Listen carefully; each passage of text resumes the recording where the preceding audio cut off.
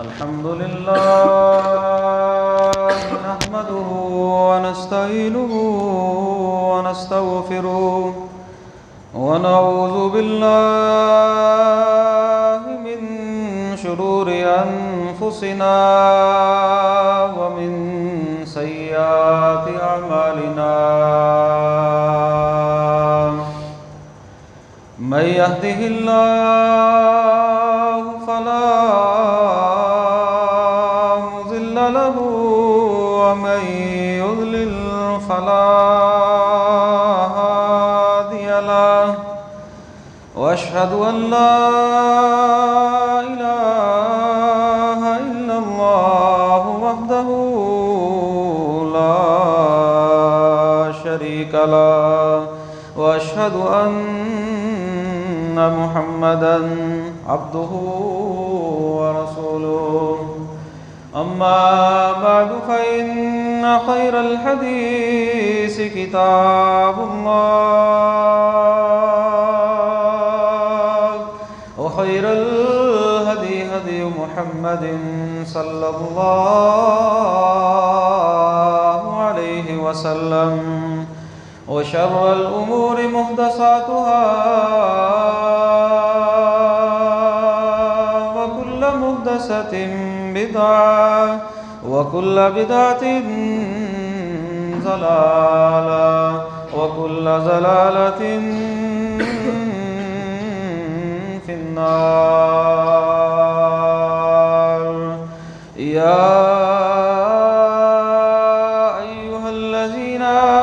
اتقوا الله حق تقاته ولا تموتن إلا وأنتم مسلمون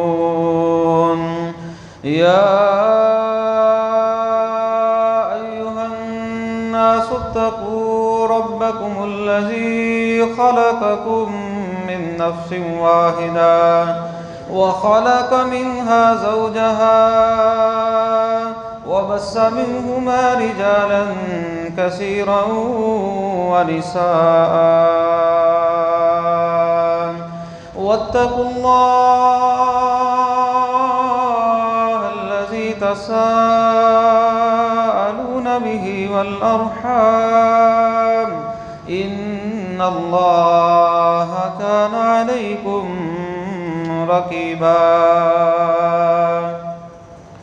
يا أيها الذين آمنوا اتقوا الله وقولوا قولا سديدا يصلح لكم أعمالكم ويغفر لكم ذنوبكم ومن يطع الله ورسوله فقد فاز فوزا عظيما رب اشرح لي صدري ويسر لي أمري واحلل عقدة من لساني يفقهوا قولي واجعل لي وزيرا من أهلي اللهم انفعنا بما علمتنا وعلمنا ما ينفعنا وزدنا علما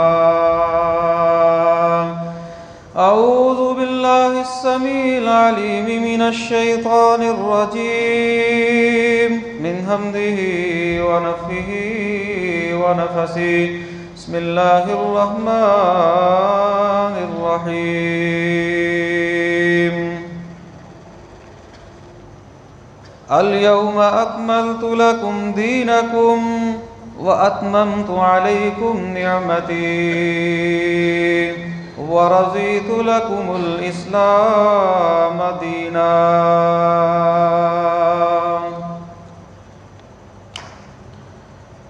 ہر قسم کی حمد و ثنا، بڑائی، کبریائی، یکتائی، بادشاہی، شہنشاہی اللہ رب العالمین کی ذات کے لیے خاص ہے، جو علی کل شیء قدیر ہے، فعال لما یرید ہے، ہر چیز پر وہ قادر ہے، جو وہ چاہتا ہے وہ کرتا ہے۔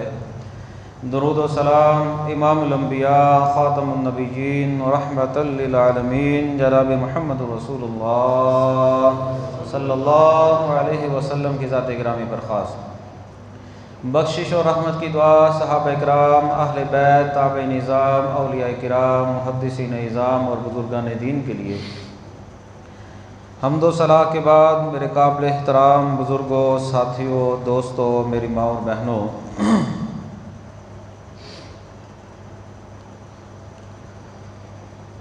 خطبہ حجۃ الوداع کے اندر نبی پاک صلی اللہ علیہ وسلم کی جو نصیحتیں تھیں، جو آپ صلی اللہ علیہ وسلم کا امت کے نام جو ہے وہ پیغام تھا، اس کے چند ایک نکات آپ پچھلے چند خطبات کے اندر جو ہے وہ سماعت فرما چکے ہیں۔ آج کے خطبہ کے اندر نبی پاک صلی اللہ علیہ وسلم کے اس خطبے کا آخری حصہ،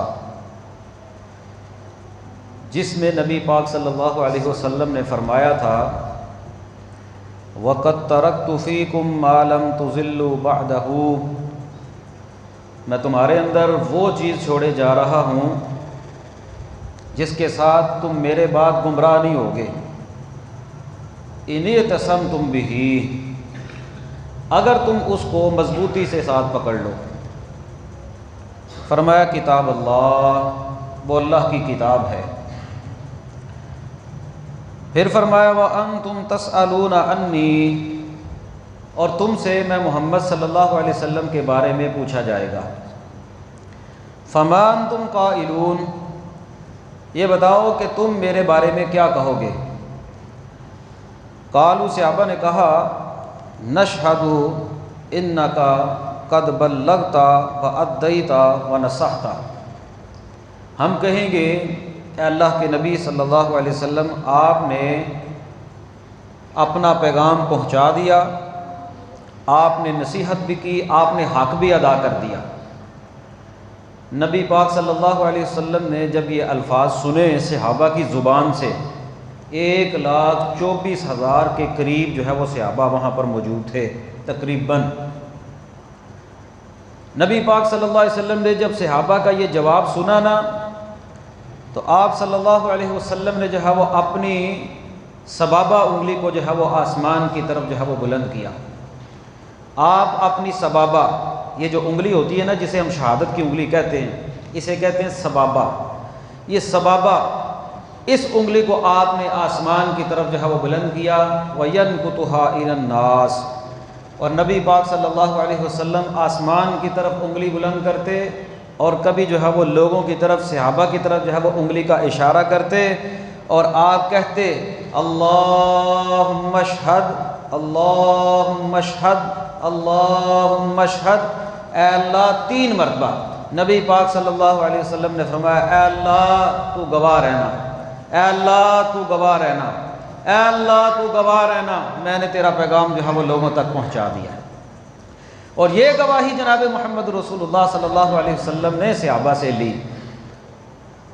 اور پھر اسی میدان کے اندر، عرفات کے میدان کے اندر، اللہ رب العالمین نے ایک آیت کریمہ جو ہے وہ نازل کی، الَّيَوْمَ أَكْمَلْتُ لَكُمْ دِينَكُمْ وَأَتْمَمْتُ عَلَيْكُمْ نِعْمَتِي وَرَضِيتُ لَكُمُ الْإِسْلَامَ دِينًا، آج کے دن اللہ رب العالمین نے تمہارے لیے دین کو مکمل کر دیا ہے اور اپنی نعمت کو تمہارے اوپر پورا کر دیا ہے، اور دین اسلام کو اللہ رب العالمین نے عبادت کے لیے امت محمدیہ کے لیے پسند کر لیا ہے، یعنی کہ یہ دین تم تک جو ہے وہ پہنچ چکا ہے۔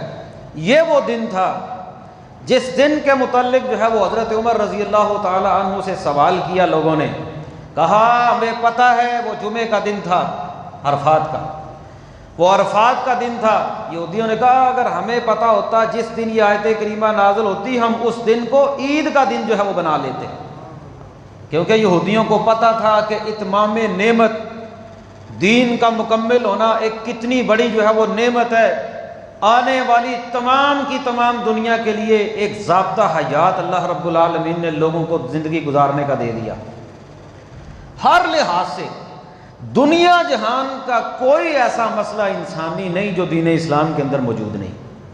آج بھی جتنی مرضی جدت ہو گئی، کیونکہ دین کو بنانے والا کوئی انسان نہیں بلکہ اللہ رب العالمین ہے، اور یہ ایک بہت بڑی جو ہے وہ نعمت تھی۔ نبی پاک صلی اللہ علیہ وسلم نے صحابہ سے گواہی لی، آپ نے کہا میرے بارے میں تم سے جو ہے وہ پوچھا جائے گا، یعنی کہ مطلب یہ ہے کہ میں نے دین اسلام تم تک پہنچا دیا ہے، میں نے اللہ کا پیغام تم تک پہنچا دیا ہے، حالانکہ اللہ جانتے تھے، لیکن پھر بھی ایک اتمام میں حجت جو ہے وہ قائم کیا، اے اللہ تو گواہ رہنا میں نے لوگوں تک تیرا دین جو ہے وہ پہنچا دیا ہے۔ اسی لیے پیارے پیغمبر جناب محمد رسول اللہ صلی اللہ علیہ وسلم کی علامہ البانی رحمہ اللہ نے اپنی ایک کتاب کے اندر حدیث نقل کی ہے، کہتے ہیں اللہ کے نبی صلی اللہ علیہ وسلم نے فرمایا ما ترکت شیئا یقربکم الی اللہ وَيُبْعِدُكُمْ عَنِ النَّارِ إِلَّا أَمَرْتُكُمْ بِهِ، کوئی چیز دنیا کی ایسی نہیں ہے، دین اسلام کی یا کوئی ایسی بات نہیں جو تمہیں اللہ کے قریب کرے اور جہنم سے دور کرے، وہ میں نے تمہیں نہ بتلائی ہو، میں نے تمہیں ہر وہ بات بتلا دی ہے جو تمہیں جنت کے قریب کرتی ہے اور جہنم سے دور کرتی ہے۔ اور پھر فرمایا وَمَا تَرَكْتُ شَيْئًا يُقَرِّبُكُمْ إِلَى النَّارِ وَيُبْعِدُكُمْ عَنِ اللَّهِ إِلَّا وَنَهَيْتُكُمْ عَنْهُ، ہر وہ چیز جو تمہیں جہنم سے بچاتی ہے اور جنت کے قریب کرتی ہے میں نے وہ بھی تمہیں جو ہے وہ بتلا دی ہے، ہر وہ چیز، یعنی کہ شریعت اسلامیہ کے اندر اللہ کے نبی صلی اللہ علیہ وسلم نے مکمل دین امت تک جو ہے وہ پہنچا دیا۔ اب اس کے اندر کسی قسم کی کوئی کسر جو ہے وہ باقی نہیں، سارے کا سارا دین اللہ کے نبی صلی اللہ علیہ وسلم کی ایک دوسری حدیث میں الفاظ ہے، فرمایا ہر وہ چیز جو تمہیں جنت کے قریب کرے اور جہنم سے دور کرے قد بجینا لکم، میں نے تمہارے سامنے وہ ساری چیزیں کھول کھول کر جو ہے وہ بیان کر دی ہیں، کھول کھول کر۔ اب بھی آج کے دور کے اندر اگر کوئی بندہ اٹھ کر یہ کہے نا کہ دین کے اندر کوئی نہ کوئی مسئلہ جو ہے وہ باقی رہ گیا، نعوذ باللہ نبی پاک صلی اللہ علیہ وسلم نے کوئی دین کی بات ہم تک نہیں پہنچائی، ہم تک نہیں پہنچی، وہ بندہ کذاب ہے، وہ بندہ جھوٹا ہے۔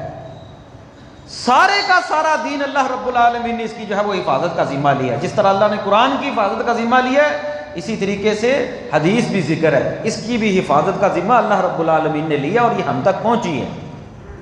اور پھر محدثین نے اس کے اوپر بڑی محنت کی ہے، انہوں نے کاٹ چھانٹ کر کے دنیا کے اندر اسماء الرجال کا ایک قانون ایسا ہے جس کے اندر 1.5 لاکھ کے قریب لوگوں کی زندگیوں کو کھنگالا گیا ہے۔ ان لوگوں نے محنت کی ہے، ان میں سے سچا کون ہے، جھوٹا کون ہے، کس نے کس وقت کون سے علاقے کا کس علاقے کا سفر کیا، یہ بندہ بڑھاپے کے اندر جو ہے وہ اختلاط کا شکار تو نہیں ہو گیا۔ یعنی کہ محنت کر کے اسماء الرجال کا فن یہ واحد دنیا کے اندر کسی دوسری کتاب کے اندر کسی دوسری مذہب کے اندر نہیں، یہ دین اسلام کے اندر موجود ہے، اور محدثین نے بڑی محنت کی ہے، ہم تک جو ہے وہ دین پہنچا دیا۔ آج تو لوگ بہانے بناتے ہیں نا کہ دین اسلام حدیث اپنی حدیثیں ہم تک صحیح نہیں پہنچی اور اپنے پاس سے بنا لی ہیں، یہ ساری من گھڑت باتیں ہیں۔ ہر بندے کو پتہ ہے کہ پیمانہ کیا ہے، محمد رسول اللہ صلی اللہ علیہ وسلم کی حدیث کو جانچنے کا جو محدثین نے پیمانہ بنایا ہے نا، اس پیمانے پر جو باتیں پوری اترتی ہیں اس کو دین اسلام جو ہے وہ سمجھا جاتا ہے اور اس کو تسلیم کر لیا جاتا ہے۔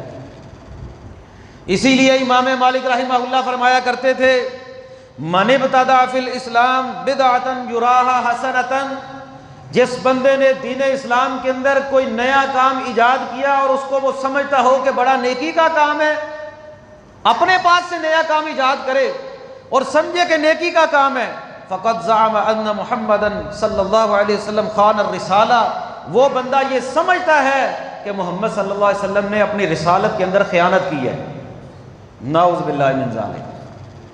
جو بندہ یہ سمجھتا ہے کہ دین اسلام کے اندر اب بھی خیر کے کام باقی ہیں، کوئی نئے کام میں ایجاد کر لوں کہ اس کے اوپر ثواب ملے گا، فرمایا یہ نہیں ہو سکتا۔ وہ بندہ یہ سمجھتا ہے کہ نعوذ باللہ محمد صلی اللہ علیہ وسلم نے رسالت کا حق ادا نہیں کیا، ساری باتیں ہم تک نہیں پہنچائی، فرمایا تم لوگ اللہ کا قول نہیں پڑھتے الیوم اکملت لکم دینکم واتممت علیکم نعمتی ورضیت لکم الاسلام دینا، کہ اللہ تعالیٰ فرماتے ہیں ہم نے دین اسلام کو تمہارے لیے مکمل کر دیا ہے، دین اسلام کو ہم جو ہے وہ تمہارے لیے دین کو اللہ نے پسند کر لیا ہے، کیا تم یہ اللہ کا قول نہیں پڑھتے؟ اور ساتھ میں بڑی پیاری بات کہتے ہیں ولا یصلح آخر هذه الامہ الا بما صلح به اولها، جس چیز کے ساتھ، جس دین کے ساتھ امت کے پہلے لوگوں کی اصلاح ہوئی ہے نا، اسی دین کے ساتھ امت کے بعد والے لوگوں کی بھی اصلاح ہو سکتی ہے۔ یعنی کہ دین اسلام کے اندر جس دین نے امت کے پہلے لوگوں کی اصلاح کی ہے، صحابہ، تابعین، تبع تابعین، پھر اس کے بعد محدثین، جس دین نے ان لوگوں کی اصلاح کی ہے نا، اسی دین کے ساتھ تمہاری اصلاح بھی ہو سکتی ہے۔ ہاں، فما لم یکن یومئذ دینا لا یکون اليوم دینا، جو چیز اس وقت اللہ کے نبی کے دور کے اندر، صحابہ کے دور کے اندر دین نہیں تھی، وہ آج کے دن کے اندر بھی دین نہیں ہو سکتی۔ لیکن دو لفظوں کے اندر، دو جملوں کے اندر انہوں نے سارا خلاصہ بیان کر دیا۔ کتنی پیاری بات ہے کہ جو دین پہلے لوگوں کی اصلاح کر سکتا ہے نا، وہ تمہاری بھی کر سکتا ہے۔ اگر تو صحابہ ہدایت یافتہ تھے اس دین کو لے کر، تو تم بھی ہدایت یافتہ ہو سکتے ہو، اور اگر نعوذ باللہ اس دین کو لے کر وہ لوگ ہدایت نہیں پا سکے تو تم بھی نہیں پا سکتے۔ جو چیز اس وقت دین نہیں تھی وہ آج بھی دین نہیں ہو سکتی۔ اور دین کے اندر بدعت کہتے ہی اس بات کو ہیں کہ بندہ جو ہے وہ دین کے اندر کوئی نیا کام ایجاد کر دے۔ دین کے اندر ویسے تو ایجادات ہوتی رہتی ہیں نا، نئی ایجادات کا نام لے کر لوگ کہتے ہیں یہ بھی بدعت ہے، یہ سائیکل، یہ موٹر سائیکل، یہ جہاز، یہ پنکھے، یہ لینٹر، یہ پکے گھر، حالانکہ یہ بدعت نہیں ہے، یہ لوگوں کو گمراہ کیا جاتا ہے۔ بدعت کہتے ہیں دین اسلام کے اندر نئے کام کو ایجاد کرنا، کہ مثلا کہ ہم جمعے کی 2 رکعت جو ہے وہ فرض نماز پڑھتے ہیں، بندہ جمعے کی 2 رکعت کے بجائے 3 پڑھنے شروع کر دے، یہ ہے دین کے اندر نیا کام۔ اس طرح کی ڈھیروں مثالیں ملتی ہیں۔ امام مالک رحمہ اللہ فرماتے ہیں جو بندہ یہ سمجھتا ہے نا کہ نبی پاک صلی اللہ آج کے دن کے اندر کوئی بندہ نیا کام ایجاد کرے، وہ بندہ یہ سمجھتا ہے کہ محمد صلی اللہ علیہ وسلم نے ہم تک دین پہنچایا ہی نہیں، وہ بڑا ظالم آدمی ہے، وہ محمد صلی اللہ علیہ وسلم پر اعتراض کرتا ہے، اور پھر قرآن کے بھی اوپر اعتراض کرتا ہے، کیونکہ قرآن کہتا ہے دین مکمل ہو گیا۔ امام مالک کہتے ہیں پہلے لوگ اگر ہدایت والے تھے تو تم بھی ہدایت والے ہو جاؤ گے، اسی دین کو لے کر نیا کوئی کام جو ہے وہ ایجاد نہیں کر سکتے۔ اور جن لوگوں نے دین اسلام کے اندر نیا کام ایجاد کیا ہوگا وہ قیامت کے دن بھی حسرت کا شکار ہوں گے، اور قیامت کے دن بھی ذلیل و رسوا ہو جائیں گے۔ اللہ کے نبی صلی اللہ علیہ وسلم فرماتے ہیں امت محمدیہ کی نشانی یہ ہوگی، امت محمدیہ کی، کہ وہاں پر میری امت کے وضو کے جو آثار ہیں نا وہ چمک رہے ہوں گے، ہاتھ، پاؤں، چہرہ، یہ آثار چمکیں گے وضو کی وجہ سے۔ اور وضو کس لیے کیا جاتا ہے؟ نماز پڑھنے کی وجہ سے، فرض نماز کی وجہ سے اعضاء چمکیں گے نماز کی وجہ سے۔ ہائے افسوس، آج مسلمانوں نے وضو کرنا، نماز پڑھنا چھوڑ دی۔ جب نماز نہیں پڑھتے تو وضو کہاں سے کریں گے؟ پتہ نہیں ان کی کیا پہچان ہوگی وہاں پر قیامت کے دن۔ جو لوگ وضو نہیں کرتے ان کی کیا پہچان ہوگی؟ اللہ کے نبی صلی اللہ علیہ وسلم فرماتے ہیں میں اپنی امت کو 5 کلیانہ گھوڑا جس طرح ہوتا ہے نا تم اس کو پہچان لیتے ہو، میں اپنی امت کے اعضاء کے چمکنے کی وجہ سے اپنی امت کے لوگوں کو پہچان لوں گا۔ فرمایا میں حوض کے اوپر بیٹھا ہوں گا، الا وانی فرطکم علی الحوض، میں حوض پر تمہارا انتظار کروں گا، واکاسر بکم الامم، اور میں تمہارے ساتھ امتوں کے اوپر فخر کروں گا، یعنی کہ میری امت جو ہے وہ سب سے زیادہ تعداد کے اندر زیادہ ہوگی۔ اللہ کے نبی فرماتے ہیں فلا تسودوا وجہی، اے میری امت یاد رکھو مجھے اس دن ذلیل و رسوا نہ کرنا، مجھے اس دن رسوا نہ کرنا۔ یہ رسوائی ہوئی ہوگی نا، کیسی رسوائی؟ اب آگے اللہ کے نبی کیا فرماتے ہیں، فرمایا الا وانی مستنقذ اناسا ومستنقذ منی اناسا، میں بھی لوگوں کو جہنم سے بچاؤں گا اور کچھ لوگوں کو مجھ سے دور کیا جائے گا، مجھ سے بچایا جائے گا، میرے قریب نہیں آنے دیا جائے گا۔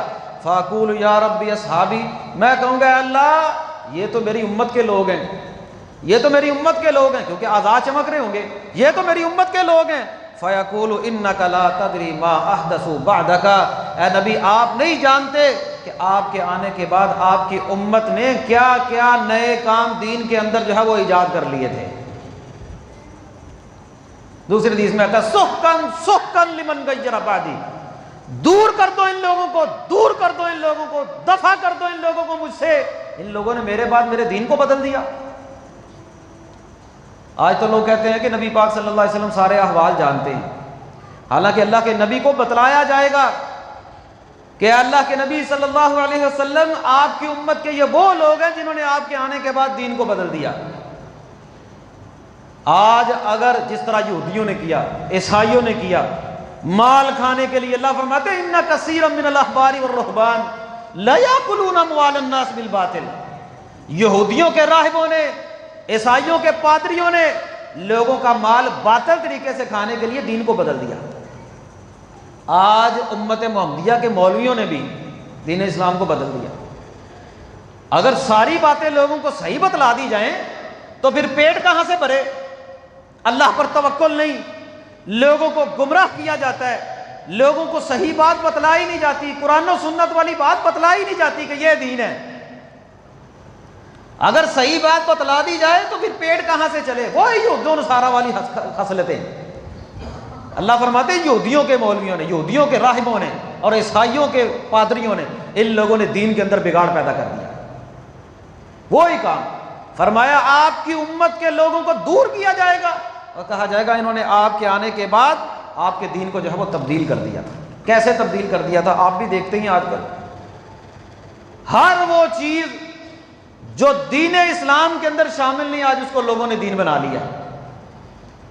کوئی الٹا لٹک رہا ہے، کوئی چلے کاٹ رہا ہے، کوئی حق حق ہو کر رہا ہے، کوئی ڈانس کر رہا ہے، کوئی ناچ ناچ کر کچھ کر رہا ہے، کوئی قبروں کے اوپر کوئی کام کر رہا ہے، کوئی مجاور بن کر بیٹھ گیا ہے، یعنی کہ ہر چیز کو دین بنا لیا جس کا دین اسلام کے ساتھ دور دور تک کوئی تعلق نہیں، اپنے ہی بناوٹی تقوی کے اندر جو ہے وہ گمراہ ہو گئے۔ شیطان کا تو وار یہ ہوتا ہے، شیطان ایسے کام پر لگاتا ہے جس کو بندہ گناہ نہ سمجھے، کیونکہ جس کام کو بندہ گناہ سمجھتا ہو اس سے وہ توبہ کر لیتا ہے، جس کو بندہ نیکی سمجھ کر کرے اس سے کبھی بھی توبہ نہیں کرے گا۔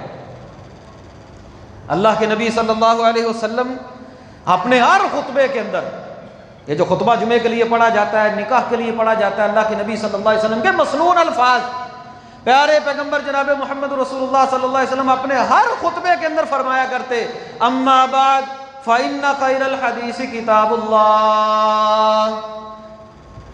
اللہ کی حمد و ثنا کے بعد لوگوں بہترین بات اللہ کی کتاب قرآن مجید کی کتاب ہے، بہترین بات فإن خیر الحدیث کتاب اللہ، بہترین بات اللہ کی کتاب قرآن مجید کی بات ہے۔ وخیر الہدی ہدی محمد صلی اللہ علیہ وسلم، اور بہترین ہدایت محمد صلی اللہ علیہ وسلم کی ہدایت ہے۔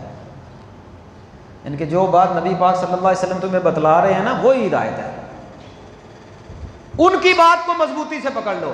لن تضلوا ما تمسکتم بہما کتاب اللہ و سنتی، جب تک تم دو باتوں کو، دو چیزوں کو مضبوطی سے پکڑے رکھو گے کبھی بھی گمراہ نہیں ہو سکتے۔ ایک اللہ کی کتاب ہے اور دوسری محمد صلی اللہ علیہ وسلم کا فرمان ہے۔ قرآن مجید کی یہ آیت تو بڑی پڑھی جاتی ہے، وَاعْتَصِمُوا بِحَبْلِ اللَّهِ جَمِيعًا، اللہ کی رسی کو مضبوطی سے تھامے رکھو۔ اس کا مطلب کیا ہے کہ اللہ کی کتاب کو فیصل بھی مانو، پھر کسی دوسرے کی بات کو سامنے نہ لے کر آؤ، جو فیصلہ قرآن و سنت کے اندر ہو گیا ہے اسی کو مان لو، پھر کسی بڑے کی بات کو نہ لے کر آؤ، کیونکہ محمد صلی اللہ علیہ وسلم سے بڑی بات کسی کی ہو سکتی نہیں ہو سکتی۔ اور یہی اللہ کے نبی صلی اللہ علیہ وسلم نے حجۃ الوداع کے اندر فرمایا، میں تمہارے اندر ایک چیز چھوڑے جا رہا ہوں، اگر تم اس کو مضبوطی سے پکڑ لو گے گمراہ نہیں ہو سکتے۔ فرمایا وَشَرُّ الْأُمُورِ مُحْدَثَاتُهَا، بدترین کام دین کے اندر نئے نئے کام ہیں، دین کے اندر نئے نئے کام۔ وَكُلَّ مُحْدَثَةٍ بِدْعَةٍ وَكُلَّ بِدْعَةٍ ضَلَالَةٍ، ہر نیا کام بدعت ہے، ہر بدعت گمراہی ہے۔ وَكُلَّ ضَلَالَةٍ فِي النَّارِ، اور ہر گمراہی بندے کو کہاں پر لے جائے گی؟ جہنم کے اندر۔ پیارے بھائیو، جس دین اسلام کو ہم نے جو ہے وہ تسلیم کیا ہے، مانا ہے نا، اس کے اندر دو ہی چیزیں ہیں۔ آج امت کا سارا اختلاف ختم ہو سکتا ہے اگر سب لوگ اس بات کو تسلیم بھی کرتے ہیں، اور اگر اس کو مان لیں کہ دو ہی چیزیں ہیں، ایک اللہ کے نبی صلی اللہ علیہ وسلم کا فرمان ہے اور دوسری کتاب قرآن مجید ہے۔ جو چیزیں ہمیں اس کے اندر سے ملیں گی ہم مان لیں گے، جو نہیں ملیں گی اس کو ہم چھوڑ دیں گے، اختلاف ہی ختم ہو جائے گا سارے کا سارا۔ لیکن اختلاف ہوتا کیوں ہے؟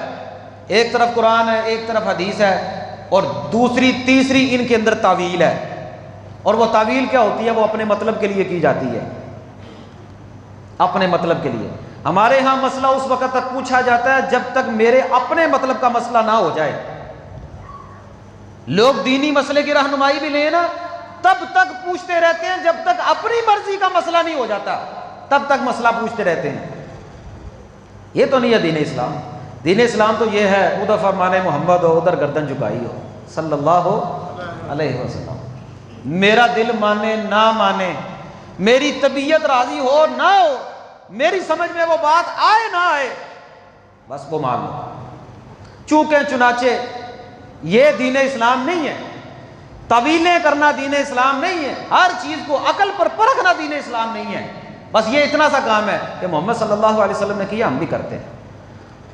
وہ مفتی وقت محدث وقت عبداللہ ابن عمر رضی اللہ تعالیٰ عنہ، ان سے کسی نے پوچھا حضرت ساری نمازیں ہم جفت پڑھتے ہیں، جفت پڑھتے ہیں، نفل جفت پڑھتے ہیں، لیکن وتر کی نماز ہم لوگ طاق پڑھتے ہیں، اس کی کیا وجہ ہے؟ اس میں کیا حکمت ہے؟ کہنے لگے یہ مجھے نہیں پتا اس کے اندر کیا حکمت ہے، محمد صلی اللہ علیہ وسلم نے طاق پڑھی ہے تو ہم بھی طاق پڑھتے ہیں. نبی پاک صلی اللہ علیہ وسلم نے طاق پڑھی ہے تو ہم بھی طاق پڑھتے ہیں. بس یہ دین ہے. یار قرآن کی آیت آ گئی ہے، میری عقل کے اندر آتی ہے نہیں آتی مان لو، حدیث آ گئی، اللہ کے نبی کا فرمان آ گیا، تصدیق ہو گئی ہے، صحیح ہے، مرفوع ہے، سندن ٹھیک ہے، بس مان لو، یہی دین ہے. اور اسی کے متعلق اللہ کے نبی فرماتے تم گمراہ نہیں ہو سکتے. اور امی عائشہ رضی اللہ تعالیٰ عنہ فرماتی ہیں من احدث فی امرنا ھذا ما لیس منہ فہو رد، جو بندہ دین اسلام کے اندر وہ کام کرے جس پر نبی پاک صلی اللہ علیہ وسلم کی مہر نہیں، آپ نے وہ کام کیا نہیں، فرمایا وہ عمل اللہ کے ہاں قبول نہیں ہو سکتا. عمل کی قبولیت کے لیے یہ ہونا ضروری ہے کہ اس عمل کو اللہ کے نبی صلی اللہ علیہ وسلم نے بھی قبول کیا ہو، اس پر محمد رسول اللہ کی مہر لگی ہو، قولی فعلی تقریری موجود ہو حدیث، نبی پاک صلی اللہ علیہ وسلم نے وہ عمل کیا ہو، آپ نے حکم دیا ہو، صحابہ کے سامنے کیا ہو یا صحابہ نے کیا ہو، نبی پاک نے جو ہے اس پر سکوت اختیار کیا ہو. یہ ساری حدیث کی قسمیں ہیں. جو نیا کام کرے گا اور اس کو سمجھے وہ دین اسلام، تو وہ دین اسلام ہو سکتا نہیں. میں نے پہلے آپ کو مثال دی ہے کہ ہم جمعے کی نماز میں 2 کی بجائے 3 رکھتے ثواب سمجھ کر پڑھنا شروع کر دیں، اس کا ثواب ہو سکتا نہیں. چاہے تیسری رکعت کے اندر آپ سورۃ فاتحہ پڑھیں، آپ سبحان ربی العظیم پڑھیں، آپ سبحان ربی الاعلیٰ پڑھیں، آپ جو مرضی کرتے رہے، یہ عمل اللہ کے ہاں قبول نہیں ہو سکتا. کیوں نہیں ہو سکتا؟ کیونکہ نبی پاک صلی اللہ علیہ وسلم نے جمعے کی 2 رکعت ہی پڑھائی ہے. یہ دین ہے. ایک مثال کافی ہے سمجھنے کے لیے. اور اسی لیے حضرت حذیفہ رضی اللہ تعالیٰ عنہ فرمایا کرتے تھے کل عبادت لم یتعبدها اصحاب رسول اللہ فلا تعبدوها، لوگوں ہر وہ عبادت جس کو اللہ کے نبی صلی اللہ علیہ وسلم کے صحابہ نے نہیں کیا تم وہ کام نہ کرو. ہر وہ کام عبادت سمجھ کر جس کو صحابہ نے نہیں نہ کیا تم بھی نہ کرو، کیونکہ صحابہ جو ہے وہ ایمان کا پیمانہ ہے. فَإِنْ آمَنُوا بِمِثْلِ مَا آمَنْتُمْ بِهِ فَقَدْ اهْتَدَوْا. اللہ فرماتے ہیں جس طرح صحابہ ایمان لے کر آئے نا، اس طرح ایمان لے کر آؤ، تم لوگ کامیاب ہو جاؤ گے، ہدایت مل جائے گی. اتنا سا کام ہے، یہ ہے دین. اور اس کے متعلق نبی پاک صلی اللہ علیہ وسلم نے جو ہے وہ پوچھا تھا، اللہ کی کتاب کو مضبوطی سے پکڑ لینا، اور پھر آپ نے فرمایا میرے صحابہ یہ بتلاؤ میں نے تم تک دین پہنچا دیا کہ نہیں پہنچا دیا؟ صحابہ نے کہا اللہ کے نبی آپ نے پہنچا دیا. اور حضرت عمر فرماتے ہیں وہ عید کا دن تھا ہمارے لیے، جمعے کا دن مسلمانوں کے لیے عید کا دن ہوتا ہے، اور وہ جس دن یہ آیت نازل ہوئی ہے ہمارے لیے عید کی دن ہی تھی، عید کے دن ہی نازل ہوئی تقریباً ہمارے لیے. عرفات کا دن اگلے دن عید ہوتی ہے، لیکن دین اسلام کا پورا ہونا یہ ہمارے لیے بڑی خوشی کا سبب تھا. آج کے دور کے اندر اگر کوئی بندہ یہ سمجھے نا کہ میں نیکی کا کوئی نیا کام کر کے فلاح پا جاؤں گا، کامیاب ہو جاؤں گا، کیا جو دین جو نیکیاں اللہ کے نبی نے ہمیں بتلائی ہیں وہ ہم نے پوری کر لی ہیں؟ جو دین اللہ کے نبی نے ہمیں دیا ہے، جو قرآن اور سنت کی صورت کے اندر موجود ہے، وہ اس پر ہم نے سارا عمل کر لیا ہے. جو ہم نئی نئی چیزیں ایجاد کرنا شروع کر دیتے ہیں، جو اللہ کے نبی کی سنتیں ہیں، جو اللہ کے نبی کا طریقہ ہے، اس پر سارے پر ہم نے عمل کر لیا ہے. جو اللہ کے نبی کے بتائے ہوئے اذکار ہیں، جو اللہ کے نبی کی بتائے ہوئے جو ہے وہ دعائیں ہیں، وہ ساری ہم نے یاد کر لی ہیں. جو ہم نئی نئی چیزوں کے پیچھے پڑے رہتے ہیں، کیا ضرورت ہے؟ فرمایا پیچھے دیکھو. اور اللہ کے نبی کے دور کے اندر آج کا دن، آج کے دور کے اندر تو عام آدمی، مولوی تو مولوی. اللہ کے نبی کے دور کے اندر صحابی رسول 3 صحابہ اللہ کے نبی صلی اللہ علیہ وسلم کے گھر کے اندر آئے. امہات المومنین میں سے کسی ام المومنین، بعض روایات کے اندر امی عائشہ کے الفاظ ملتے ہیں، آئے، انہوں نے کہا ہمیں اللہ کے نبی کی عبادت کے متعلق بتلائیے. اللہ کے نبی کی عبادت کس طرح ہے، آپ دن اور رات کس طرح گزارتے ہیں؟ امی عائشہ نے فرمایا آپ یہ بھی کرتے ہیں، یہ بھی کرتے ہیں. ظاہری بات ہے نبی پاک بڑی عبادت کرتے تھے، آپ رات کی عبادت بھی کرتے تھے، نفلی عبادت بھی کرتے تھے، فرضی عبادت بھی کرتے تھے، ہر وقت اللہ کا ذکر کرتے تھے، اور دنیاوی جو مسلمانوں کے کام ہوتے وہ بھی نبی پاک صلی اللہ علیہ وسلم ان کے اندر بھی بیٹھتے تھے. صحابہ نے جب یہ سنا نا، 3 صحابی جب یہ سنا نا، کہنے لگے اللہ کے نبی صلی اللہ علیہ وسلم کے تو اللہ نے سارے گناہ معاف کر دیے ہیں، پھر بھی آپ اتنے عمل کرتے ہیں نیکیوں والے. اس کا مطلب یہ ہوا کہ ہم تو بہت پیچھے ہیں، ہمیں بھی کرنے چاہیے. ایک صحابی رسول نے کہا میں ساری زندگی رات کا قیام نہیں چھوڑوں گا، رات کا قیام ہی کرتا رہوں گا. دوسرے صحابی نے کہا میں ساری زندگی روزے رکھوں گا، روزہ نہیں کبھی چھوڑوں، افطاری نہیں کرنی، ہر روز روزانہ روزہ رکھوں گا.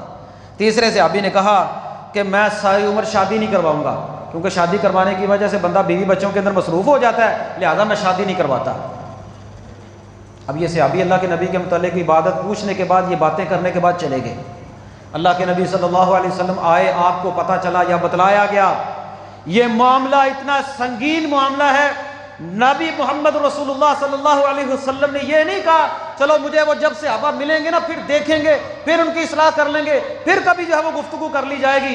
نبی پاک صلی اللہ علیہ وسلم نے صحابہ کو بلوایا، یا نبی پاک صلی اللہ علیہ وسلم ان صحابہ کے پاس گئے اور جا کر کہنے لگے انتم الذین قلتم کذا و کذا، اور تم وہ لوگ ہو جو میرے گھر کے اندر آئے تھے، یہ فلاں باتیں کر کے آئے ہو کہ رات کا قیام نہیں چھوڑوں گا، شادی نہیں کرواؤں گا، روزے ہی رکھتا رہوں گا، تم نے یہ باتیں کی ہیں؟ کہنے لگے ہاں اللہ کے نبی صلی اللہ علیہ وسلم نے، ہم نے یہ باتیں کی ہیں. آپ نے فرمایا لیکنی اصوم و افطر، روزانہ روزہ رکھنا کوئی نیکی نہیں ہے، میں روزے بھی رکھتا ہوں، میں افطار بھی کر لیتا ہوں، واصلی وارقد، میں رات کا قیام بھی کرتا ہوں، میں سوتا بھی ہوں. فرمایا واتزوج النساء، میں نے عورتوں کے ساتھ شادیاں بھی کی ہوئی ہیں. فمن راغب عن سنتی فلیس منی، جو بندہ میں محمد کی سنت سے منہ موڑ لے وہ محمد صلی اللہ علیہ وسلم کے طریقے پر ہی نہیں ہے. ایمانداری سے بتلائیے، ایمانداری سے، کیا روزہ رکھنا گناہ کا کام ہے؟ ایک بندہ روزانہ روزہ رکھے وہ گناہ کا کام ہے؟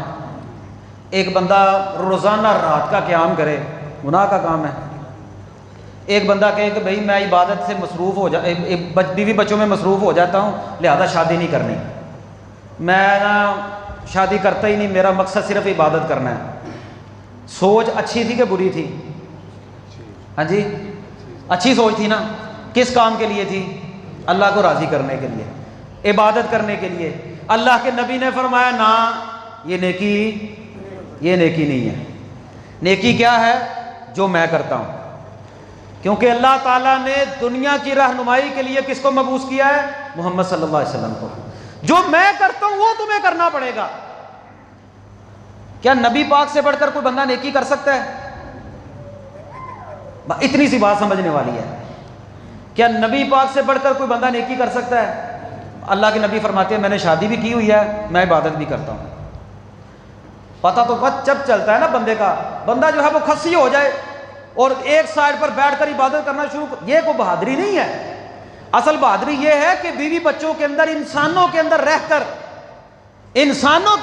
کر کام کاج کر کے بندہ جو ہے وہ نیکی کے لیے گھر بار کو چھوڑ کے آئے. اکیلا بیٹھ کر تو بندہ جو ہے وہ راہب بن کر عبادت کرتا ہی رہتا ہے، اس کو ضرورت ہی نہیں کسی چیز کی. ہاں پتہ تب چلتا ہے جب معاشرے کے اندر شہوت عام ہو، برائی عام ہو، بندے کا دل بھی کرتا ہو برائی کی طرف جانے کو، پھر اپنی نفس کو، خواہش نفس کو کنٹرول کر کے پھر نیکی کے کام کی طرف آئے، وہ نیکی ہے. پھر پتہ چلتا ہے.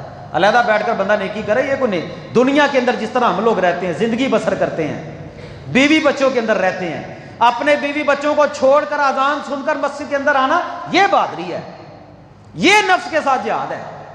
چہ جائے کہ بندہ کہ میں شادی نہیں کرتا اس وجہ سے کہ میں عبادت اچھی طریقے سے کر لوں گا، فرمایا یہ کوئی نیکی نہیں. آج کے دور کے اندر بھی لوگوں نے بزرگوں کے نام پر بڑے بڑے قصے کہانیاں جو ہے وہ بنائے ہوئے ہیں کہ وہ دنیا میں نہیں آتے تھے، وہ کسی سے ملتے جلتے نہیں تھے، وہ علیحدہ بیٹھے رہتے تھے، کوئی الٹا قبرستان میں لٹکتا ہے، کوئی کہتا ہے قبرستان میں جا کر چلا کاٹ آؤ، یہ کوئی نیکی ہے؟ یہ کوئی نیکی نہیں۔ فرمایا فمن راغب عن سنتی فلیس منی، جس نے میں محمد کی سنت سے منہ موڑ لیا وہ میں محمد صلی اللہ علیہ وسلم کے طریقے پر ہی نہیں۔ اور پیارے بھائیوں، ایک واقعہ میں آپ کو صحابہ کے دور سے اور سناتا ہوں، سمجھ لو بچ جاؤ، اللہ نے آپ کو شعور دیا ہے۔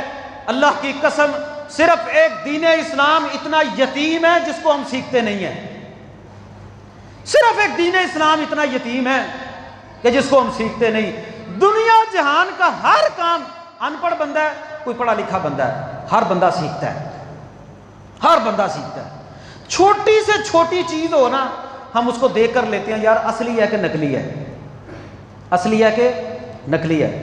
یقین کریں، آپ کبھی خواتین کو بازار کے اندر جا کر دیکھیں نا، انہاں روٹیاں دا پونا لینا ہوئے نا، روٹیاں دا پونا کنے دا ہوتا؟ 5 روپے دا، 10 روپے دا، 10-20 روپے کا ہوگا۔ روٹیاں دا پونا لینا ہوئے نا، سائڈ تے منہ کر کے نا تھوک لا کے نا رنگ کٹ کے ویکھدیاں نے اصلی ہے کہ نقلی ہے۔ ہاں میں نے تو دیکھا، آپ نے شاید دیکھا کہ نہیں دیکھا، روٹیاں دا پونا تھوک لا کے ویندیاں نے اصلی ہے کہ نقلی ہے۔ اللہ کے بندو، ایک دین اتنا یتیم ہے کہ جو جیسے دے ہم لے لیتے ہیں۔ کبھی ہم نے تحقیق نہیں کی یار یہ بات مولوی صاحب ٹھیک کر رہے ہیں کہ غلط کر رہے ہیں۔ میں بات کر رہا ہوں نا، آپ کا کام ہے مجھ سے سوال کرنا، ریفرنس لینا کہ آپ نے یہ آیت پڑھی ہے قرآن مجید کے اندر کہاں پر موجود ہے، کھول کر دکھائیں۔ آپ نے یہ حدیث بیان کی، اللہ کے نبی کا یہ فرمان کہاں پر موجود ہے؟ لکڑی لینی ہو، ہم کہتے ہیں لکڑی اصلی ہے نقلی ہے، کوئی بھی چیز ہو نا، دنیا جہان کا کوئی کام کرنا ہو نا، ہم اصلی اور نقلی کی پہچان کر لیتے ہیں۔ حتیٰ کہ ان پڑھ بندہ 100 روپے کا نوٹ، 10 روپے کا نوٹ اصلی اور نقلی ہوتا ہے نا، اس میں بھی پہچان کر لیتے ہیں ہم لوگ، نوٹ اصلی ہے کہ نوٹ نقلی ہے۔ دین اسلام چھوڑ دیا ہے۔ ہاں یہ ہم سے پوچھ ہونی ہے، کیا میرا دین اتنا یتیم تھا؟ اللہ کہیں گے کہ تم نے اس کے بارے میں صرف اتنا بھی نہیں سیکھا کہ جس کے مطابق تم زندگی گزار سکو، کم از کم فرائض ہی سیکھ لیتے۔ سارا چھوڑ دیا مولویوں پر، ایک پیشہ بنا دیا، خود نہیں سیکھا، خود نہیں قرآن پڑھا، خود نہیں کبھی ترجمے پر غور کرا۔ گھر کے اندر قرآن رکھے، اللہ کی قسم قرآن مجید کے اوپر مٹی چڑھی ہوتی ہے گھروں کے اندر، گھروں کے اندر۔ بلکہ ایک بھائی نے مجھے واقعہ سنایا، اللہ کی قسم پاؤں کے نیچے سے زمین نکلتی ہے ایسے واقعے دیکھ کر۔ کچھ تو تصویریں لوگ شیئر کرتے رہتے ہیں نا، گھروں کے اندر قرآن مجید کے اوپر گھٹا مٹی، اللہ کی قسم یہ دیکھیں قرآن مجید رکھے ہیں نا ہمارے ہاں، اس طرح کے گھر دے اندر بیبیاں اپنے برتن بھی نہیں شوکے چلاندیاں۔ کبھی دیکھا ہم نے اپنے گھروں کے اندر، جو عورت اپنے گھر سے جہیز کے برتن لے کر آتی ہے وہ شوکیس کے اندر شیشہ بند کر کے تالا لگا کر رکھتی ہے۔ دنیا جہان کے برتن ٹوٹ جائیں لیکن وہ اپنے جہیز کے برتنوں سے بڑی محبت کرتی ہے۔ ہمارے گھر کے اندر شوکیس ہے کہ نہیں؟ برتن والا شوکیس ہوتا ہے کہ نہیں؟ عورتیں رکھتی ہیں نا، ایسے رکھ دیتی ہیں، حفاظت کی جاتی ہے۔ ایک واقعہ بھائی نے سنایا، کہنے لگا اس کے اوپر برا وقت آ گیا، برا وقت۔ اس نے کہا پتہ نہیں کیا وجہ ہے، نماز بھی پڑھتا ہوں، یہ سارا کچھ کرتے ہیں، سستی بھی ہو جاتی ہے، آخر وجہ کیا ہے؟ بڑی پریشانی، ادھر ادھر دیکھا، وظیفے بھی کیے، سارا کچھ کیا، سارا کرتے، لیکن یک دم وقت بدل گیا۔ اب اللہ تعالیٰ ناراض ہو جائے کسی بات سے تو کسی وقت بھی ہو جائے۔ خیر ان کے اوپر وقت برا آیا، تھوڑا عرصہ گزرا نا، تو انہوں نے کہا یار گھر کے اندر کچھ چیک کرو، کوئی تعویذ وغیرہ نہ کر دیا ہو کسی نے، کوئی ایسا مسئلہ نہ ہو گیا ہو۔ وہ چیک کرتے کرتے نا الماری کے اوپر قرآن مجید رکھا تھا، قرآن مجید کو دیکھا نا تو قرآن مجید کے اوپر جوتا تھا۔ انا للہ و انا الیہ راجعون۔ اور وہ جوتا کس طرح گیا؟ بچوں نے کھیلتے کھیلتے پھینکا ہوگا، وہ جوتا قرآن مجید کے اوپر آ گیا۔ سال ہا سال ہمارے گھروں کے اندر اللہ کی قسم قرآن مجید نہیں کھلتا، سال ہا سال۔ میرا بچہ پی ایچ ڈی کر جائے بس یہ خواہش ہے، میرا بچہ بی اے کر جائے یہ خواہش ہے، ڈاکٹر لگ جائے یہ خواہش ہے، دنیا کی تعلیم نوکری حاصل کر کے اچھے نوکری لگ جائے یہ ہماری خواہش ہے، یہ ہماری خواہش ہے۔ منع نہیں کرتے، میں بھی پڑھتا ہوں، منع نہیں کرتے، لیکن دین کو اتنا یتیم تو نہ کرو یار کہ قرآن مجید گھر کے اندر ہے، نہ میں پڑھتا، نہ میرے بچے پڑھتے، نہ میری بیوی پڑھتی، گھروں کے اندر اللہ ہی حافظ ہے ہمارا۔ سادہ قرآن نہیں کھولتے، اس کو سمجھنا تو دور کی بات ہے۔ ہاں یہ ہم سے پوچھ ہوگی، اللہ کے ہاں دربار کے اندر پوچھا جائے گا۔ وقال الرسول یا ربی ان قوم اتخذوا هذا القرآن مہجورا۔ وہ امام الانبیاء جناب محمد رسول اللہ صلی اللہ علیہ وسلم اللہ کے ہاں ہماری شکایت لگائیں گے۔ ہم کہتے ہیں نا سفارش کریں گے، وہ ہماری شکایت لگائیں گے۔ اٹھائیے قرآن مجید 19واں پارہ پہلا رکوع، اللہ فرماتے ہیں اللہ کے رسول اللہ تعالیٰ سے کہیں گے اے اللہ یہ میری قوم وہ قوم ہے جس نے قرآن مجید کو چھوڑ دیا تھا، جس نے قرآن مجید کو چھوڑ دیا تھا۔ پہلے کیا ہوتا تھا گھروں کے اندر، اللہ تعالیٰ رحمت کرے میرے والد گرامی پر، وہ صبح مار کر بھی اٹھانا پڑتا نا، جمعے والے دن کہتے اٹھو، سارے گھر کو اٹھاتے، اور اگر گھر کے اندر ہم 10 افراد تھے نا، ہمارے 10 قرآن مجید تھے، الگ الگ قرآن تھا ہمارا گھر کے اندر بہن بھائیوں کا۔ اٹھو اپنا اپنا قرآن مجید لو اور پڑھو سورۃ الکہف۔ آج جمعے کا دن ہے، جمعے کی تیاری کرنی ہے، ٹائم سے جمعے کے لیے مسجد میں جانا ہے۔ یہ پہلے لوگ اہتمام کرتے تھے، آج نہ ہم نے سادہ قرآن پڑھتے ہیں۔ کتنے لوگ ہیں جی جنہوں نے آج صبح قرآن مجید کی تلاوت کی ہے؟ ہمارے گھروں کے اندر بیوی بچوں نے، ہمارے سب نے تلاوت کی ہوگی، سب نے قرآن پڑھا ہوگا، سب نے اذکار کیے ہوں گے۔ ساری اپنی مائیں بہنیں ہمیں تیاری کروا کے جمعے کے لیے ٹائم سے بھیج دیتی ہیں۔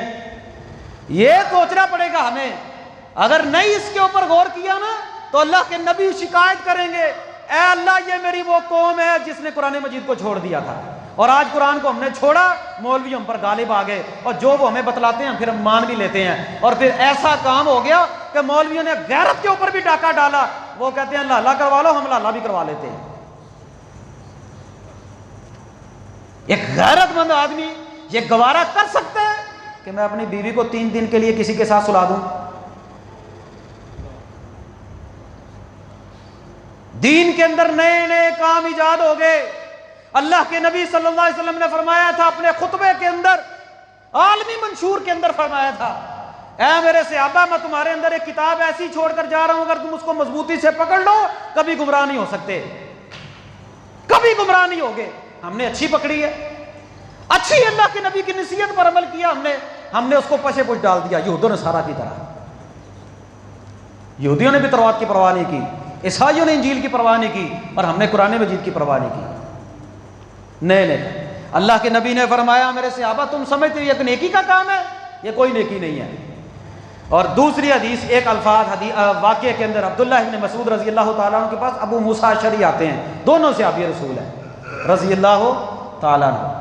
توجہ میری طرف، عبداللہ ابن مسعود رضی اللہ تعالیٰ عنہ کے پاس ابو موسیٰ اشعری آ کر کہتے ہیں اے ابا عبد الرحمن، اے ابو عبد الرحمن، یہ کنیت تھی عبداللہ ابن مسعود کی۔ کہنے لگے، ابو المنذر بھی کہتے ہیں ان کو، خیر شاید وہ ابو المنذر ابی بن کعب کی ہے، یا ابا عبد الرحمن، اے ابو عبد الرحمن، میں نے مسجد کے اندر ایک نیا کام دیکھا ہے۔ آپ نے دیکھا ہے؟ کہنے لگے میں نے تو نہیں دیکھا، میں نے مسجد میں نیا کام دیکھا ہے۔ کہنے لگے وہ کیا دیکھا ہے؟ کہنے لگے میں نے مسجد میں کچھ لوگوں کو دیکھا ہے، وہ ٹولیوں کی صورت کے اندر بیٹھے ہوئے ہیں، انہوں نے گٹھلیاں پکڑی ہوئی ہیں، ان میں سے ایک بندہ کہتا ہے اللہ اکبر، باقی سارے بھی بیٹھ کر کہتے ہیں گٹھلیوں کے اوپر اللہ اکبر۔ ایک ان میں سے کہتا ہے لا الہ الا اللہ، باقی سارے بھی کہتے ہیں لا الہ الا اللہ۔ تیسرا ان میں سے کہتا ہے سبحان اللہ، باقی سارے بھی کہتے ہیں سبحان اللہ۔ یعنی کہ انج سمجھ لو پنجابی دے اندر کہ گٹھلیاں تے پڑھتے سن پہ اللہ اکبر، لا الہ الا اللہ، سبحان اللہ۔ کہنے لگے اے ابو موسیٰ کیا آپ نے دیکھنے کے بعد لوگوں کو منع نہیں کیا؟ کہنے لگے میں نے منع نہیں کیا، میں نے کہا میں مشورہ کر لوں صحابی سے۔ عبداللہ ابن مسعود رضی اللہ تعالیٰ عنہ مسجد کے اندر گئے اور جا کر کہنے لگے اے اللہ کے بندو، اور تم نے یہ کیا نیا کام شروع کر دیا ہے؟ تم نے ایک گمراہی کے دروازے کو کھول دیا ہے۔ ابھی تو اللہ کے نبی کے صحابہ کثیر تعداد کے اندر موجود ہیں، ابھی تو اللہ کے نبی کے کپڑے بھی بوسیدہ نہیں ہوئے، ابھی تو اللہ کے نبی کے کپڑے بھی بوسیدہ نہیں ہوئے، ابھی تو اللہ کے نبی کے برتن بھی نہیں ٹوٹے، اور تم نے یہ کیا کام شروع کر دیا؟ کہنے لگے ما ردنا الا الخیر، اے ابا عبد الرحمن ہمارا مقصد تو نیکی کا کام ہے، ہم تو اللہ اکبر کہتے ہیں، ہم تو لا الہ الا اللہ کہتے ہیں، ہم تو سبحان اللہ کہتے ہیں۔ کہنے لگے یہ کوئی نیکی نہیں، جو کام اللہ کے نبی نے نہیں کیا وہ نیکی نہیں ہو سکتا۔ اب ایمانداری سے بتلائیے، سبحان اللہ کہنا گناہ کا کام ہے، اللہ اکبر کہنا گناہ کا کام ہے؟ لا الہ الا اللہ کہنا گناہ کا کام ہے، لیکن عبداللہ ابن مسعود نے فتویٰ کیا دیا، صحابی رسول نے، مفتی وقت نے، اور تم یہ سمجھتے ہو کہ تم یہ نیکی کا کام کر رہے ہو؟ یہ نیکی نہیں ہے۔ اللہ کے نبی کے دور کے اندر اس طرح مل کر گٹھلیوں پر کسی نے نہیں پڑھا تو تم کیوں پڑھتے ہو؟ اب یہ دین ہے۔ اصل چیز یہ ہے کہ جو کام اللہ کے نبی کا طریقہ کیا ہے نماز پڑھنے کے بعد، کیا طریقہ ہے؟ آپ نے فرمایا اپنی جگہ پر بیٹھ کر سارے 33 مرتبہ کیا پڑھو؟ سبحان اللہ۔ 33 مرتبہ کیا پڑھو؟ الحمدللہ۔ 34 مرتبہ کیا پڑھو؟ اللہ اکبر۔ یہ سنت طریقہ ہے نا۔ اگر میں یہ کہوں جمعے کی نماز کے بعد آپ سب لوگ بیٹھے رہیں، میں پڑھاؤں آپ کو سبحان اللہ، آپ پڑھیں سارے سبحان اللہ، 33 یاری سارے رل کے پڑھیے سبحان اللہ، 34 یاری سارے رل کے پڑھیے اللہ اکبر، 33 دفعہ پڑھے سارے مل کر الحمدللہ، یہ ثواب ہے؟ یہ وہی کام ہے جو عبداللہ ابن مسعود رضی اللہ تعالیٰ عنہ نے دیکھ کر کہا اور تم نے گمراہی کا دروازہ کھول دیا ہے، تم وہ کام کرتے ہو جو نبی پاک کے دور کے اندر کسی نے نہیں کیا۔ اتنا سا کام ہے۔ پیارے بھائیوں، آج تو یہ چلتے چلتے بات آ گئی اللہ کے نبی کے خطبے کے اندر کہ اللہ کے نبی صلی اللہ علیہ وسلم نے حجۃ الوداع کے اندر فرمایا تھا کہ اے میرے صحابہ، میں نے تم تک دین اسلام مکمل پہنچا دیا یا نہیں پہنچایا؟ جواب دو۔ صحابہ نے کہا اللہ کے نبی آپ نے پہنچا دیا ہے، اور آپ نے صحابہ کی گواہی لی، آپ اشارہ کرتے تھے آسمان کی طرف، صحابہ کی طرف، آپ نے فرمایا تمہارے اندر جو میں چیز چھوڑ کر جا رہا ہوں وہ اللہ کی کتاب ہے، اس کو مضبوطی سے پکڑ لینا۔ اگر تم نے اس کو مضبوطی سے پکڑ لیا تو تم کبھی بھی گمراہ ہو سکتے، گمراہ نہیں ہو سکتے۔ اللہ تعالیٰ سے دعا ہے اے اللہ ہمیں قرآن و سنت کو مضبوطی سے پکڑنے کی توفیق عطا فرما۔ یاد رکھیے نیکی کا کوئی بھی عمل ہے نا، اس کے لیے اخلاص کا ہونا ضروری ہے، اس کے لیے نبی پاک صلی اللہ علیہ وسلم کے طریقے کا ہونا ضروری ہے، ریاکاری سے پاک ہونا ضروری ہے، پھر جا کر وہ عمل اللہ کے ہاں قبول ہوتا ہے۔ ہر وہ کام میں الٹا لٹک کر عبادت کرنا شروع کر دوں نا، چاہے میں کتنی عبادت کروں، چاہے میں نہر کے اندر کنارے کے اندر بیٹھ کر پانی کے اندر بیٹھ کر عبادت کرنا شروع کر دوں، جو کام اللہ کے نبی نے نہیں نہ کیا وہ ثواب ہو سکتا نہیں۔ چاہے صحابہ کے اندر سبحان اللہ کہنے والے، الحمدللہ کہنے والے، اللہ اکبر کہنے والے موجود تھے، عبداللہ ابن مسعود نے کہا یہ نیکی نہیں ہے، یہ نیکی نہیں ہے، اس کو اللہ کے ہاں تم اللہ قبول نہیں کر سکتے۔ اقول قولی ھذا استغفر اللہ لی ولکم۔